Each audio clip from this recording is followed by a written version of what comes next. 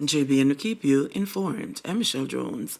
Before we get into the news, please remember to like, subscribe, leave a comment, and share the news with someone today. Now on to the news. Jamaica jolted by a 5.3 magnitude earthquake.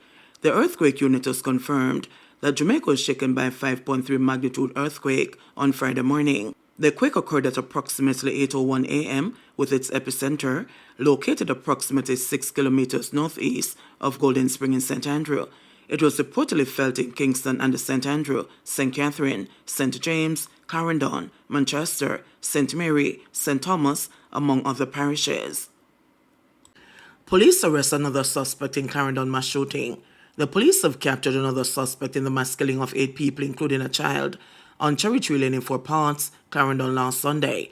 He has been identified as Leighton White, otherwise called Bones, of Maypen in the parish.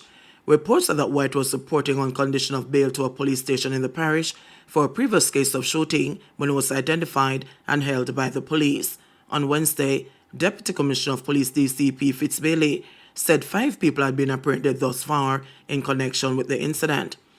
Later that day, a man who was suspected to be one of the shooters was fatally shot by the police during an operation carried out in Osborne Store, Clarendon. Investigations continue. Unidentified man fatally shot during alleged confrontation with Trelawney cops. The Independent Commission of Investigations Indicom and the Inspectorate of Professional Standards Oversight Bureau, IPROBE, have commenced their respective probes into the fatal shooting of a man during an alleged confrontation with the Trelawney police on Wednesday. The man has not been identified, but the police say a Glock 9mm pistol was seized from the deceased following the shooting. The incident reportedly took place about 5 p.m. in the Spring Garden community in the parish. There were no reports of injury to any member of the police team. Motorcyclist killed in collision in Clarendon. A motorcyclist died as a result of injuries he received following a collision on the Palmer's Cross Main Road in Clarendon on Thursday. The deceased has been identified as Anthony Hamilton, a 30-year-old construction worker from Woolspen, Palmer's Cross in the parish. According to the police, about 3 p.m., a white Nissan AD wagon was traveling towards the Bustamante Highway. When on reaching a section of the road in the vicinity of Queen's Plaza, the driver made a right turn into the path of the motorcyclist, causing the collision. Hamilton was taken to hospital, where he was pronounced dead. Sergeant Robert Richards, sub-officer in charge of traffic for the parish, appealed to motorists to use the road with care. Use your indicator and drive within the prescribed speed limit to avoid accidents.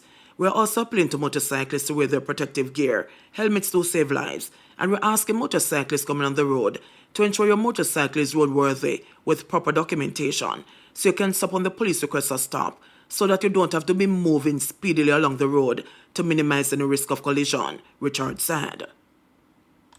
4 people injured in 2-vehicle crash in St. Anne. 4 people, including an American, are receiving treatment for serious injuries following a 2-vehicle collision along the Miami Bay roundabout in St. Anne on Thursday.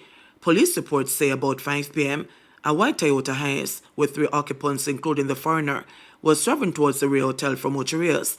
The vehicle was in the roundabout heading west when a blue Hyundai motor truck with a sole occupant, which was traveling from the Edward Seaga Highway, also heading west, failed to stop. It's reported that the truck collided with the right rear section of the Hiace. The collision resulted in both vehicles veering off the left side of the road, where they came to rest in a ditch. The occupants of both vehicles were taken to hospital for treatment. Suspect in threat against PM and Clarendon residents is mentally challenged, say police. A 20-year-old mental health patient has been identified as a suspect as investigations continue into threats made against Prime Minister Andrew Holness, his wife, and the residents of Clarendon. The man is currently under police guard at a hospital in Manchester, a police source said. The man is under investigation after a recording went viral on social media in which the threats were made following the mass shooting in Cherry Tree Lane, Clarendon on Sunday. The police source said the suspect has a history of making threats on social media. He has a history of making similar threats, but he has a mental situation. He made threats years ago that affected even a school in the United States, the source said. History shows that he has a propensity of doing something like this, added the source. It is understood that police in 2022 questioned the suspect after he made a threat on the eve of the start of that academic year. In a 55-second TikTok video, the man was heard saying, I am promising all of you all of you that lives in Mandeville, that on Monday when school returns, I will be taking all girl kids. I will be driving around and I will be taking your child. I will be taking all women and all girls because we need them for an experiment. The devil needs them for an experiment. Lucifer needs you. You women are to be on his mission. We must not disappoint Lucifer. He is our savior, our king. We must not disappoint him. We must make him strong. Support him or perish. 8 suspected of contract killing in Portland to face ID parades. 8 men suspected to be involved in the contract killing of a man in Portland last week are to face a series of identification parades. The men were all from the 100-lane community of Red Hills Road in St. Andrew, are accused of the murder of Orlando Loudon, otherwise called Sprague, in Ferry Hill, Portland. Loudon was gunned down in his community last Wednesday by a group of men. Shortly after, 3 vehicles transporting the suspected killers were intercepted by the Portland police. 2 illegal guns, believed to be the murder weapons, were seized in one of the vehicles. Investigators have described the murder of Loudon as a contract killing. Dr. Dawes says Jamaica experiencing a state of healthcare emergency. Opposition spokesperson on health, Dr. Alfred Dawes, has asserted that Jamaica is now experiencing a state of emergency in the healthcare system following the announcement by the University Hospital of the West Indies that it has suspended accepting patient transfers. In a media release on Friday, Dawes called for the Ministry of Health and Wellness to be transparent about the state of healthcare in the country.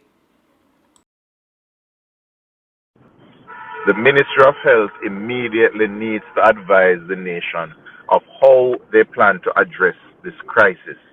We need to know what the short-term measures are and what are the long-term goals in order to get back the public health sector to one that is functional, where we can have referrals of the sickest patients occurring seamlessly.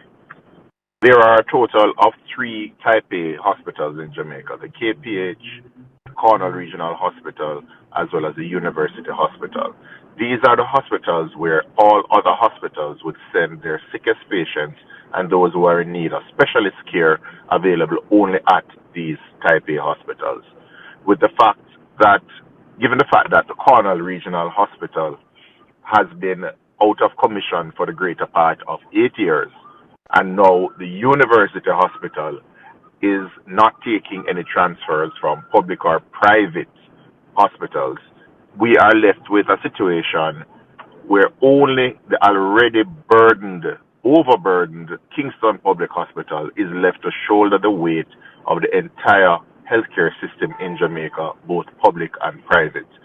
This in turn is going to have a knock-on effect on all hospitals because they, when faced with the need to transfer critically ill patients, are now going to be left stuck monitoring and treating those patients in suboptimal environments. We're going to see a situation where the morbidity and the mortality rates are going to go up across the island if we cannot get back to the situation where the sickest patients can be transferred to a Type A hospital. I urge all Jamaicans to be extremely cautious as you go about your daily lives, because if emergency care is needed, it will most likely not be at the usual standard, leading to greater risks to your lives. We can only pray at this point that things return to some semblance of normalcy, given the gravity of the situation. Funeral home operator collapses during memorial service, dies. When funeral home operator Dr. Robert Dolly collapsed Thursday while playing the organ during the memorial service for a popular contractor on the Tellier, Dane Blushyfoot, those inside the St. George's Anglican Church in Savlamar, Westmoreland were alarmed but expected that he would be fine after receiving medical care. He wasn't. Word later came that the well-known operator of Dolly's funeral home died at hospital. His passing and the way in which he died has sent waves of shock and grief across the parish. Dolly was playing the organ before the official start of the service when he fainted. Individuals with medical knowledge attended to him, and a decision was made that he was in need of urgent care. They propelled him to a car and rushed him to hospital. Doyle, who was unresponsive throughout the trip, did not survive. Unaware of what was happening to their beloved community, stalwarts inside the church went ahead with Foot's funeral. Custos of Westmoreland Reverend Hartley Perrin knew both men and was the chief clergy who conducted the service for Foot. We had to maintain our composure because he was no organist now. Everybody knew the reason for that, but nobody knew that he passed.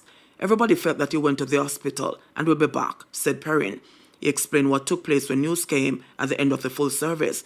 I was on the outside, but based on what those who were on the inside told me, members of the choir threw themselves onto the floor, bawling uncontrollably.